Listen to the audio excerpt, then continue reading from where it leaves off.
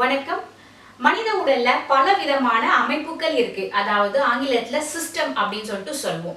உதாரணத்துக்கு நம்ம சாப்பிடுற சாப்பாட்டை ஜீரணம் பண்றதுக்காக டைஜஸ்டிவ் சிஸ்டம், நம்ம சுவாசிக்கிற காத்தை ப்ராசஸ் பண்றதுக்காக ரெஸ்பிரேட்டரி சிஸ்டம், நம்ம இனப்பெருக்கத்துக்காக ரீப்ரொடக்டிவ் சிஸ்டம், நம்மளுடைய ரத்த ஓட்டத்துல சர்க்குலேட்டரி சிஸ்டம் இப்படின்னு சொல்லிட்டு ஏறக்குறைய 12 வகையான சிஸ்டம் நம்ம உடல்ல இயங்கிட்டு இருக்கு. இதுல ரொம்ப முக்கியமானது ஆனா பலரால அறியப்படாத ஒண்ணுதான் லிம்பாட்டிக் சிஸ்டம், அதாவது நிணநீர் அமைப்பு. இந்த வீடியோல நாம லிம்பாட்டிக் சிஸ்டம், நிணநீர் அமைப்பு அப்படின்னா என்ன, அது எப்படி இருக்கும், அது என்ன வேலை செய்யும், அதனால நமக்கு என்ன பயன்கள் அப்படின்றத தெரிஞ்சுக்கலாம். முதல்ல நம்மளுடைய ரத்த ஓட்டத்தை பத்தி சுருக்கமா தெரிஞ்சுக்கலாம். இந்த பிளட் சர்க்குலேஷனுக்கு முக்கியமான உறுப்பு ஹார்ட். இந்த ஹார்ட் ஒவ்வொரு முறையும் பம்ப் பண்ணும்போது அந்த பிரஷர்ல சுத்தமான ரத்தம் ஆர்டரிஸ் அப்படின்ற தமனிகள் வழியா எல்லா உறுப்புகளுக்கும் செல்லும். இந்த தமனிகளை நம்ம ரத்த குழாய் அப்படின்னு சொல்லிட்டு சொல்வோம். இது ஹார்ட்ல இருந்து வெளியே வரும்போது பார்த்தா சைஸ்ல ரொம்ப பெரிதாகவும் அகலமானதாகவும் இருக்கும். பிறகு அது கிளை கிளையா பிரிஞ்சு ஒரு உறுப்புகளுக்கு போற வழிகளா செல்லும். இதை நாம ரத்த நாளங்கள், அதாவது பிளட் வெசல்ஸ் அப்படின்னு சொல்லிட்டு சொல்லுவோம். கடைசியா ஒரு உறுப்போட எல்லா உள் செல்லுகளுக்கும் போகும்போது பாத்தீங்கன்னா அதோடைய சைஸ் ரொம்ப சிறிதா இருக்கும். இதை கேபில்லரிஸ் அப்படின்னு சொல்லுவோம், அதாவது நுண் ரத்த குழாய்கள். நாம சாப்பிடுற சாப்பாடு, அதுல இருக்க சத்துக்கள், நம்ம சுவாசிக்கிற காத்துல இருக்க ஆக்சிஜன், அப்புறம் நம்ம உடம்புல உற்பத்தி ஆகிற ஹார்மோன், என்சைம்ஸ், இந்த மாதிரியான எல்லா பொருட்களுமே இந்த ரத்த ஓட்டத்தின் மூலமாக தான் ஒரு செல்களுக்குமே போய் கடைசியில சென்று முடியுது. சோ அது ஒரு செல்களுக்கும் போற அந்த கடைசி ஏரியாஸ் பாத்தீங்கன்னா அதுதான் நம்ம கேபில்லரிஸ் அப்படின்னு சொல்லிட்டு சொல்றோம். அதே மாதிரி ஒவ்வொரு செல்லையும் இருந்து உண்டாகிற கழிவு பொருட்கள், கார்பன் டை ஆக்சைடு, இதெல்லாம் மறுபடியும் இந்த கேபில்லரிஸ் மூலமா உறிஞ்சப்பட்டுதான் இந்த வெயின்ஸ் அப்படின்ற நரம்புகள் மூலமா திரும்பி ஹார்ட்டுக்கு சுத்திகரிப்புக்காக வருது. சிம்பிளா சொல்லணும்னா நம்ம ஹார்ட்ல இருந்து வர நல்ல ரத்தத்தை இந்த ஆர்டரிஸ் எடுத்துட்டு எல்லா செல்களுக்கும் கொடுக்குது. அதே மாதிரி அந்த செல்கள்ல இருந்து உருவாகிற கழிவு பொருட்கள் நிறைந்த ரத்தத்தை இந்த வெயின்ஸ் அப்படின்ற நரம்புகள் தான் மறுபடியும் சுத்திகரிப்புக்காக ஹார்ட்டுக்கு எடுத்துட்டு போகுது. இந்த ஆர்டரிஸும் வெயின்ஸும் சந்திக்கிற ஒரு இடம் தான் பிளட் கேபில்லரிஸ். இங்கதான் நல்ல ரத்தம், கெட்ட ரத்தம் அப்படின்னு ஒரு செல்லுக்கு நடுவுல ஒரு எக்ஸ்சேஞ்ச் நடக்குது. இப்படி இந்த ரத்த ஓட்டம் பாத்தீங்கன்னா நம்ம உடம்புல ஒரு சைக்கிள் மாதிரி ஒரு க்ளோஸ்ட் சிஸ்டத்துல தொடர்ந்து நடந்துகிட்டே இருக்கு. அதாவது ஒருத்தருக்கு 5.5 லிட்டர் ரத்தம் இருக்குன்னா அது மறுபடியும் நம்ம உடம்புல இந்த ஆர்டரிஸ் வழியாவும் வெயின்ஸ் வழியாவும் மறுபடியும் ஒரு சுழற்சி முறையில போயிட்டே இருக்கு. இந்த இடத்துல பாத்தீங்கன்னா இந்த பிளட் கேபில்லரிஸ்ல நம்ம உடம்புல இருந்து உதாரணத்துக்கு 100% ரத்தம் ஒரு திசுக்களுக்கு வருது அப்படின்னா அதுல 85% ரத்தத்தை தான் மறுபடியும் இந்த வெயின்ஸ் உறிஞ்சிட்டு போகும். சோ அதுல ஏறக்குறைய 15% ரத்தம் என்ன ஆகும்னா இந்த செல்ஸ்க்கு நடுவே இருக்கிற அந்த ஸ்பேஸ், அந்த காலி இடங்கள்ல அப்படியே நின்றுடும். இதை நாம இன்டர்ஸ்டிஷியல் ஸ்பேஸ் அப்படின்னு சொல்லிட்டு சொல்லுவோம். இந்த செல்களுக்கு நடுவுல தேங்கி இருக்கு இல்லையா, சோ அந்த ஒரு திரவத்தோட பேரு தான் லிம்ப், அதாவது நிணநீர் அப்படின்னு சொல்லிட்டு தமிழ்ல சொல்லுவோம். சோ நம்ம உடம்புல அந்த ஆர்டரிஸ் நல்ல ரத்தத்தை எடுத்துட்டு வருது, மறுபடியும் கெட்ட ரத்தத்தை இந்த வெயின்ஸ் எடுத்துட்டு போகுது. சோ நடுவுல ஒரு 15% அந்த ரத்தம் அப்படியே தேங்கி நிற்குது. அதுதான் நம்ம லிம்ப் அப்படின்னு சொல்லிட்டு சொல்றோம். இப்படி செல்களுக்கு நடுவுல தேங்கி நிற்கிற அந்த 15% திரவத்தை மறுபடியும் நம்மளுடைய ரத்த ஓட்டத்துல எடுத்துட்டு போய் கலக்கணும். சோ அப்படி செய்யாம இருந்தா என்ன ஆகும் சொல்லி பாத்தீங்கன்னா நம்ம உடல்ல இருக்க அந்த திசுக்கள் இருக்கு இல்லையா, அதெல்லாமே இந்த தண்ணீர், இந்த லிம்ஃபை பயங்கரமா உறிஞ்சும். அப்ப நம்ம உடல் வீங்கி பலூன் மாதிரி ஆயிடும். சோ உதாரணத்துக்கு பாத்தீங்கன்னா ஒரு ஸ்பாஞ்ச் இருக்குன்னு வச்சுக்கோங்க. அந்த ஸ்பாஞ்ச்ல நிறைய ஓட்டைகள் இருக்கும் இல்லையா, சோ அந்த ஸ்பாஞ்ச்ல அந்த ஓட்டைகள்ல தண்ணீர் இருந்தா அந்த ஸ்பாஞ்ச் அதுல நனைஞ்சு நல்லா சாஃப்டா ஈரப்பதமா இருக்கும். ஆனா அளவுக்கு அதிகமா அதே தண்ணீர் இருந்துச்சுன்னா என்ன ஆகும், அந்த ஸ்பாஞ்சோட சைஸே பெருசாயிடும் இல்லையா. சோ அதே மாதிரி தான் இந்த லிம்பாட்டிக் ஃப்ளூயிட் அப்படின்ற நிணநீர்ல நம்மளுடைய செல்ஸ் அப்படியே நடுவுல மிதந்துட்டு இருக்கு. சோ அதிகமான இந்த ஃப்ளூயிட் என்ன பண்ணணும்னா மறுபடியும் நம்மளுடைய ரத்த ஓட்டத்துல போய் கலக்கணும். அதை எடுத்துட்டு போற வேலையை செய்யறது தான் இந்த லிம்பாட்டிக் சிஸ்டம் அப்படின்ற நிணநீர் அமைப்பு. சரி, நீங்க கேட்கலாம், இந்த லிம்ப் அப்படின்ற இந்த நிணநீர் நம்மளுடைய வெயின்ஸ் எடுத்துட்டு போகாம இந்த செல்லுக்கு நடுவுல விட்ட அதே ரத்தம் தானே, சோ இதையும் ரத்தம் தானே சொல்லணும், அதையும் லிம்ப் அப்படின்னு சொல்லிட்டு வேற பேர் சொல்றோம் அப்படின்னு சொல்லி கேட்கலாம். அது ஏன்னா அந்த செல்களுக்கு நடுவுல இருக்க அந்த திரவம் பாத்தீங்கன்னா வந்து ரத்தத்துல இருந்து வித்தியாசப்படும். அது என்னன்னா ரத்தத்துல வந்து சிவப்பணுக்கள், பிளேட்லெட்ஸ், வெள்ளை அணுக்கள், பிளாஸ்மா அப்படின்ற புரோட்டீன்ஸ், நம்ம சாப்பிடுற சாப்பாட்டுல இருக்க எனர்ஜி, இது எல்லாமே கலந்தது தான் வந்து ரத்தம். ஸோ ரத்தம் சிவப்பா இருக்கிறதுக்கு காரணம் அதுல இருக்கிற ஆர்பிசிஸ் அப்படின்ற சிவப்பணுக்கள். ஆனா இந்த செல்லுக்கு நடுவுல இருக்க இந்த லிம்ஃப் அப்படின்ற இந்த திரவத்துல பாத்தீங்கன்னா வந்து ரெண்டு முக்கியமான பொருள் இருக்காது. ஒன்னு வந்து ஆர்பிசி, ரெண்டாவது வந்து பிளேட்லெட்ஸ். இந்த பிளேட்லெட்ஸ் அப்படின்றது நம்மளுடைய ரத்தத்தை உறைய வைக்கக்கூடிய ஒரு செல்கள். ஸோ ஆர்பிசியும் பிளேட்லெட்ஸும் இருக்கவே இருக்காது. அதுக்கு பதில் வேற என்ன இருக்கும்? WBC அப்படின்ற வெள்ளை அணுக்கள் மொத்தமா இருக்கும். அப்புறம் நம்ம உணவுல இருந்து வர நியூட்ரியன்ஸ் இருக்கும். அப்புறம் நம்ம வயிற்றுல இருந்து நம்ம சாப்பிடுற சாப்பாட்டுல இருந்து உறிஞ்சப்படுற ஃபேட் அப்படின்ற கொழுப்புகள் இருக்கும். மற்றபடி நம்ம செல்ல இருந்து உண்டாகிற இந்த கழிவு பொருட்கள், கார்பன் டை ஆக்சைடு, வேஸ்ட், இது எல்லாமே வந்து கலந்துருக்கும். ஸோ ஆர்பிசிக்கள் இல்லாதனால தான் வந்து இந்த லிம்ஃப் அப்படின்ற நிணநீர் பாத்தீங்கன்னா வந்து கலர்லெஸ்ஸா இருக்கு. ஸோ ஆர்பிசி இருந்தா அது ரத்தம் சிவப்பு கலர், அது இல்லாததுனால இது வந்து கலர்லெஸ்ஸா இருக்கு. மற்றும் அதுல ஃபுல்லா வெள்ளை அணுக்கள் WBCs இருக்கிறதுனால அது வெள்ளை கலர்ல இருக்குன்னு சொல்லிட்டு சொல்லலாம். சரி, இப்போ நாம இந்த லிம்பாட்டிக் சிஸ்டம் அதாவது நிணநீர் அமைப்பு அப்படின்றது எப்படி இருக்கும் அப்படின்னு சொல்லி தெரிஞ்சுக்கலாம். இது பாத்தீங்கன்னா நம்மளுடைய ரத்த ஓட்டம், பிளட் சர்க்குலேஷன், அதோட அமைப்பு எப்படி இருக்கும்? ஒரு பக்கம் ஆர்டரிஸ் இருக்கும், ஒரு பக்கம் வெயின்ஸ் இருக்கும், நல்ல ரத்தம் எடுத்துட்டு வருது, கெட்ட ரத்தம் எடுத்துட்டு வருது, அதெல்லாம் நடுவுல ஒன்னா சேர்ற இடம் வந்து கேபிலரிஸ் அப்படின்னு சொல்லிட்டு இருக்கும். இந்த மாதிரி ஒரு பெரிய சிக்கலான அமைப்பு இருக்கும். சோ அதே மாதிரி இருக்கிறது தான் வந்து இந்த லிம்பாட்டிக் சிஸ்டம். ஆனா இதுல ஒரே ஒரு வித்தியாசம் என்னன்னு சொல்லி பாத்தீங்கன்னா, இந்த பிளட் சர்க்குலேஷன் வந்து நம்ம உடம்புல ஒரு சைக்கிள் மாதிரி நடக்கும். அதாவது ஹார்ட்ல இருந்து நல்ல ரத்தம் எடுத்துட்டு வரும், மறுபடியும் கெட்ட ரத்தம் ஹார்ட்டுக்கு போகும். ஆனா இந்த லிம்பாட்டிக் சிஸ்டம் பாத்தீங்கன்னா இது வந்து ஒன் வே, அதாவது ஒரு வழியா மட்டும்தாமே போகும். சோ கெட்ட ரத்தத்தை அதாவது அந்த லிம்ப் ஃப்ளூயிட வந்து கொண்டு போய் ஹார்ட்டோடைய சர்க்குலேஷன்ல சேர்க்கிறது தான் வந்து இந்த லிம்பாட்டிக் சிஸ்டத்தோடைய வேலை. சோ அதனால இது வந்து ஒன் வே அப்படின்னு சொல்லிட்டு சொல்லலாம். இந்த லிம்பாட்டிக் சிஸ்டம் பாத்தீங்கன்னா வந்து இந்த பிளட் எங்கெல்லாமே போதோ அந்த இடத்துக்கு எல்லாமே வந்து ஏறக்குறைய 90% போகும். ஆனா வந்து சில பகுதியில மட்டும் வந்து இந்த லிம்பாட்டிக் சிஸ்டம் அப்படின்ற இந்த நிணநீர் குழாய்கள் வந்து இருக்காது. அது எதுனா வந்து நம்மளுடைய பிரெயின், ஸ்பைனல் கார்டு அப்படின்ற முதுகு தண்டு, அப்புறம் வந்து போன் மேரோ அப்படின்ற எலும்பு மஞ்சை, கண் விழி அதாவது ஐ பால்ஸ். ஸோ இந்த இடத்துல எல்லாமே வந்து இந்த லிம்பாட்டிக் சிஸ்டம் வந்து இருக்காது. அது ஏன்னா இந்த லிம்பாட்டிக் அந்த குழாய்கள் இருக்கு இல்லையா, ஸோ அதோட சைஸ் வந்து நம்மளுடைய ரத்த குழாய்களை விட கொஞ்சம் பெருசு. ஸோ இந்த பெரிய சைஸ் இருக்கிறதுனால இந்த நம்மளுடைய பிரெயின் பார்த்தீங்கன்னா வந்து ரொம்ப ரொம்ப சின்ன சின்ன மைக்ரோஸ்கோபிக்கான இந்த ரத்த நாளங்கள் எல்லாமே இருக்கு. ஆனா வந்து இதோட சைஸ் கொஞ்சம் பெருசா இருக்கிறதுனால இந்த மாதிரி ஏரியாஸ்கள் வந்து அது இயற்கையா இல்லை. இதோட அமைப்பு எப்படின்னு சொல்லி பாத்தீங்கன்னா வந்து நம்மளுடைய பிளட் சிஸ்டம் எப்படியோ அதே மாதிரி தான், ஆனா வந்து ஆப்போசிட் டைரக்ஷன்ல இருக்கு. ஸோ உதாரணத்துக்கு பாத்தீங்கன்னா வந்து பிளட் வந்து இந்த ஹார்ட்ல இருந்து வெளியே வருது. ஸோ ஒரு பெரிய ஒரு ஆர்டரிஸ் வழியா வெளியே வருது. அந்த பெரிய ஆர்டரிஸ் வந்து அப்படியே கிளைகளா பிரிஞ்சு பிளட் வெசல்ஸா வருது. பிளட் வெசல்ஸ் மறுபடியும் கிளைகளா பிரிஞ்சு வந்து கேபிலரிஸா வந்து ஒரு செல்லையும் முடியுது. இப்போ இந்த லிம்பாட்டிக் சிஸ்டத்தோடைய வேலை என்ன?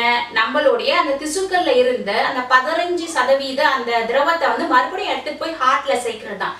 ஸோ அப்போ இதோடைய ஸ்டார்டிங் பாயிண்ட் எங்க இருக்குன்னு பாத்தீங்கன்னா வந்து இந்த கேபிலரிஸ்ல இருந்தா வந்து ஸ்டார்ட் ஆகுது. ஸோ இப்போ பாத்தீங்கன்னா இந்த ஆர்டரிஸும் வெயின்ஸும் மீட் பண்ற இடத்த நம்ம கேபிலரிஸ் அப்படின்னு சொல்லி சொன்னோம் இல்லையா. இந்த கேபிலரிஸ் அப்படின்ற இந்த நெட்வொர்க் மாதிரி ஏரியாஸ்ல இருந்தா வந்து இந்த லிம்பாட்டிக் கேபிலரிஸ் வந்து ஸ்டார்ட் ஆகுது. ஏன்னா அப்பதான் அந்த இடத்துல இருந்து அந்த செல்கள்ல இருந்த அந்த திரவத்தை வந்து அது உறிஞ்சி எடுத்துட்டு போக முடியும். இந்த செல்கள்ல இருந்து வர மிக மிக சிறிய குழாய்களை வந்து நம்ம லிம்பாட்டிக் கேபிலரிஸ் அப்படின்னு சொல்லிட்டு சொல்றோம். அதெல்லாம் ஒன்னா சேர்ந்து கொஞ்சம் பெருசா லிம்பாட்டிக் வெசல்ஸ் அதாவது நிணநீர் நாளங்களா மாறுது. இந்த நிணநீர் நாளங்கள் அதாவது இந்த லிம்பாட்டிக் வெசல்ஸ் இதெல்லாமே வந்து ஒன்னா சேர்ந்து சைஸ்ல பெருசாகி என்னவா போய் முடியும்னா லிம்பாட்டிக் டக்ட் அதாவது நிணநீர் குழாய்கள் அப்படின்னு சொல்லிட்டு முடியும். ஸோ இந்த நிணநீர் குழாய்கள் வந்து நம்ம உடம்புல எந்த இடத்துல போய் ரத்தத்துல கலக்குதுன்னா நம்மளுடைய காலர் போன்ஸ் கிட்ட பாத்தீங்கன்னா இந்த ரெண்டு சைடுல subclavian veins அப்படின்னு சொல்லிட்டு ரெண்டு வெயின்ஸ் இருக்கு. ஓகே, சோ அந்த வெயின்ஸ்ல தான் வந்து இது கொண்டு போய் அது கொண்டு வர அந்த லிம்பாட்டிக் ஃப்ளூயிட வந்து ஊத்தும். சோ அப்ப பார்த்தனா இந்த நிணநீர் குழாய்கள் வந்து அதாவது லிம்பாட்டிக் டக்ட்ஸ் வந்து ரெண்டு இருக்கு. ஒன்னு வந்து ரைட் சைடு, ஒன்னு வந்து லெஃப்ட் சைடு. சோ இந்த ரைட் சைடுல இருக்க அந்த குழாய்கள் என்ன பண்ணும், நம்மளுடைய ரைட் சைடு வலது பக்கத்துல இருக்க கைகள், கால்கள், வயிற்று பகுதி, சோ இதுல இருந்து எல்லா அந்த திசுக்கள்ல இருந்து அந்த வர இந்த வேஸ்ட் ப்ராடக்ட்ஸ் அது எல்லாமே எடுத்துட்டு வந்து இந்த காலர் போனுக்கு கீழே இருக்கிற இந்த சப்கிளேவியன் வெயின்ஸ்ல வந்து கொண்டு வந்து கொட்டும். ஸோ அது வந்து நம்மளுடைய ஹார்ட்டுக்கு போய் சர்க்குலேஷன்ல போயிடும். ஸோ அதே மாதிரி நம்மளுடைய இடது பக்கம் லெஃப்ட் சைடும் இருக்கு, அது வந்து நம்மளுடைய இடது கை கால்கள் வயிற்று பகுதி ஸோ ஃபேஸ் இந்த மாதிரி இடத்துல இருந்து அந்த செல்களுக்கு நடுவுல இருந்து கலெக்ட் பண்ற அந்த லிக்விடை கொண்டு வந்து நம்மளுடைய இடது பக்கத்துல இருக்க இந்த காலர் போன்ஸ் இந்த இடத்துல இருக்க சப்கிளேவியன் வெயின்ஸ்ல வந்து கொட்டும். ஸோ இது ரெண்டுத்துல சைஸ் பாத்தீங்கன்னா வந்து நம்மளுடைய இடது பக்கத்துல இருக்கிற இந்த லெஃப்ட் சைடு டக் தான் வந்து சைஸ்ல வந்து ரொம்ப நீளமானது. இதுல இன்னொரு விஷயம் என்னன்னா வந்து இந்த லிம்ஃப் அப்படின்ற இந்த திரவம் இந்த குழாய்கள் மூலம் வர இந்த திரவம் வந்து ரிவர்ஸ்ல வந்து போகவே போகாது. சோ அதை எப்படி கண்ட்ரோல் பண்ணுது அப்படின்னா இந்த லிம்ஃபாட்டிக் கேபில்லரிஸ் அப்படின்ற இந்த சின்ன குழாய்கள் இருக்குல்ல, இதுல வந்து நிறைய மடிப்புகள் இருக்கும், ஃபிளாப்ஸ். இதுதான் வந்து அது வந்து விரிஞ்சி அது வழியா வந்து அந்த லிம்ஃப்ன்ற திரவம் வந்து போறதுக்கான வழியை வந்து செய்யுது. சோ அது எப்படி நடக்குது அப்படின்னா வந்து இந்த செல்லுக்கு நடுவுல இருக்கிற பிரஷர் அதிகமாகும் போது இந்த லிம்ஃபாட்டிக் கேபில்லரிஸ் அப்படின்ற சிறிய குழாய்கள் இருக்கிற இந்த ஃபிளாப் அப்படின்ற மடிப்புகள் வந்து ஓபன் ஆகும். அப்போ வந்து இந்த லிம்ஃப்ன்ற திரவம் வந்து உள்ள போகும். பிறகு உள்ள வந்து பிரஷர் அதிகமானதும் அது வந்து மூடும். ஸோ அதனாலதான் வந்து இந்த லிம்ஃப் அப்படின்றது வந்து ரிவர்ஸ் டைரக்ஷன்ல வராது, இது வந்து ஒன் வேல தான் வந்து இது போயிட்டு இருக்கும். இந்த லிம்ஃபாட்டிக் சிஸ்டம் இதுல இருக்கிற ஒரு முக்கியமான ஒரு உறுப்பு அது என்னன்னா வந்து லிம்ஃப் நோட்ஸ், அதாவது நீர் முடிச்சு. ஸோ இது எப்படின்னா வந்து ஒரு சிறிய ஒரு பீன்ஸ் அளவு பீன்ஸ் உடைய சைஸ் தான் வந்து இருக்கும். நம்ம உடல்ல வந்து பல ஏரியாஸ்ல வந்து இத பரவி இருக்கும். இது வந்து நம்மளுடைய பாடியோட செக் போஸ்ட் அப்படின்னு சொல்லிட்டு சொல்லலாம்.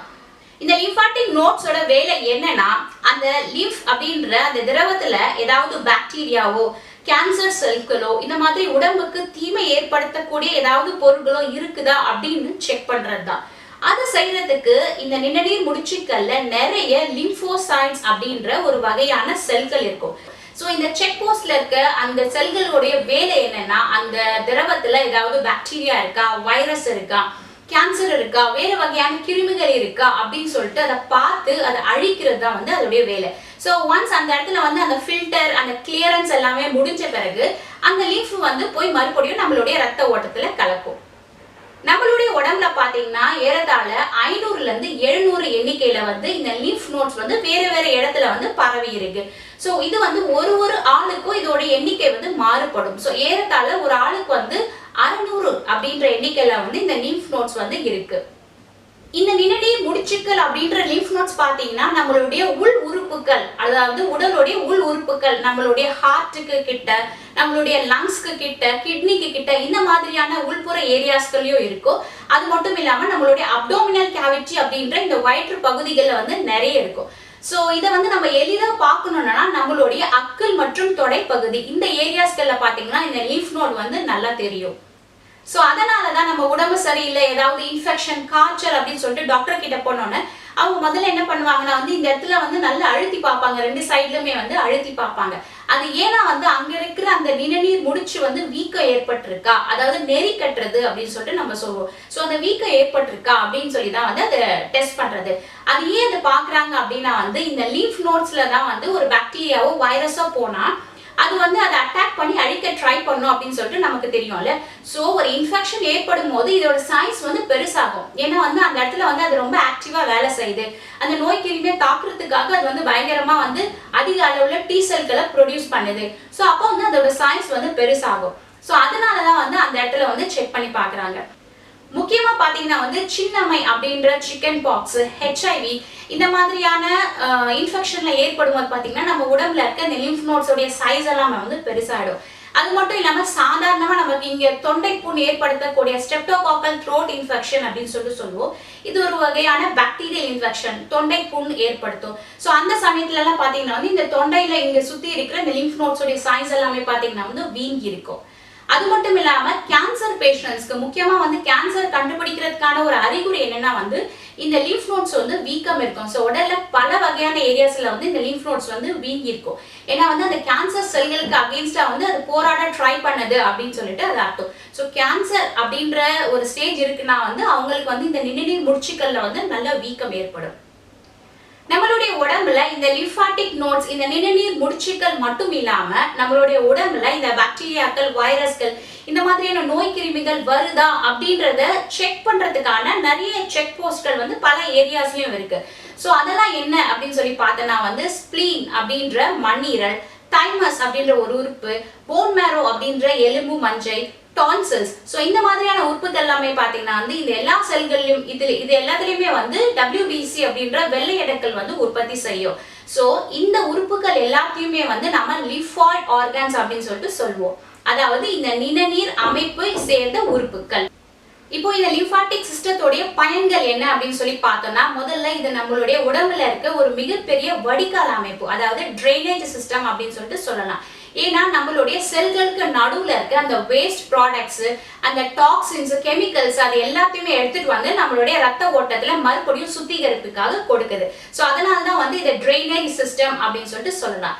ரெண்டாவது பாத்தீங்கன்னா வந்து நம்மளுடைய ரத்த ஓட்டத்துல போக முடியாத பெரிய பொருட்கள், அதாவது நம்ம சாப்பிடுற உணவுல இருக்க அந்த கொழுப்புகள், இந்த மாதிரியான செல்கள் எல்லாம், பெரிய செல்கள் இதெல்லாமே பாத்தீங்கன்னா வந்து இந்த லிம்பாட்டிக் ஃப்ளூயிட் வழியா தான் வந்து நம்ம ரத்த ஓட்டத்துல கலக்குது. ஏன்னா வந்து இதோட சைஸ், இந்த குழாய்களோட சைஸ் வந்து ரத்த குழாய்களோட சைஸ்ல பெருசு. ஸோ அதனால பெரிய பொருட்களை நம்மளுடைய ரத்தத்துல வந்து கலக்கிறதுக்காக இது உதவுது.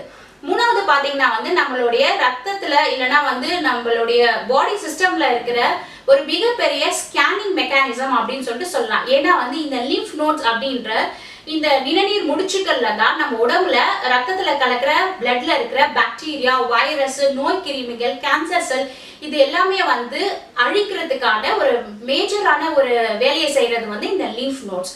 ஸோ அதனாலதான் வந்து இதை வந்து நம்மளுடைய பாடியோட போலீஸ் ஃபோர்ஸ் அப்படின்னு சொல்லிட்டு சொல்லுவோம். கடைசியா நம்ம உடம்புல இருக்க அந்த ரத்தத்துடைய அளவு, இப்போ 5.5 லிட்டர் ரத்தம் இருக்குன்னா அந்த வால்யூமை வந்து மெயின்டைன் பண்ணி நம்மளுடைய ஹோமியோஸ்டாட்டிஸை வந்து பேலன்ஸ் பண்றது வந்து இந்த லிம்பாட்டிக் சிஸ்டத்துடைய வேலை. இந்த வீடியோ மூலமா உங்களுக்கு லிம்பாட்டிக் சிஸ்டம், நிணநீர் அமைப்பு அப்படின்னா என்ன, அதோடைய பயன்கள் என்ன அப்படின்னு சொல்லி தெரிஞ்சிருக்கோம். இந்த வீடியோ உங்களுக்கு பிடிச்சிருந்தா லைக் பண்ணுங்க. இது போல மேலும் பல தகவல்களை தெரிஞ்சுக்கணும்னா நம்ம சேனலான சயின்ஸ் இன்சைட்ஸ்க்கு சப்ஸ்கிரைப் பண்ணுங்க. நன்றி, வணக்கம்.